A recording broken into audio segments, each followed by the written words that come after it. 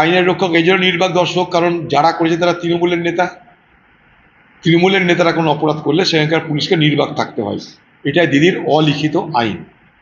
দিদি প্রত্যেকটা থানায় এই বার্তা দেওয়া আছে যে তৃণমূল নেতারা অত্যাচার করুক, ধর্ষণ করবার ভয় দেখাক, তোলা আদায় করুক, পুলিশকে নির্বাক থাকতে হবে।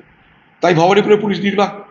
কারণ ওই ভবানীপুরে দিদি পুলিশ যখন গ্রেপ্তার করে তখন থানা থেকে নিজেই মুখ্যমন্ত্রী থানা থেকে তাদের আসামিদের বার করে নিয়ে আসে। সেখানকার পুলিশ যখন তাকে তৃণমূলের লোকেরা অন্যায় করছে, অত্যাচার করছে, দম্পতিদের উপর হামলা করছে, ধর্ষণ করা ভয় দেখাচ্ছে, তখন তাদেরকে নির্বাক থাকতে হয়। দুর্ভাগ্য এটা যে আজ তৃণমূলের তরফ থেকে মা বোনেদেরকে অন্য কোনো নয়, শাস্তিটাকে ধর্ষণ করা হবে। তৃণমূলের স্লোগান এটা, মা বোনেদের,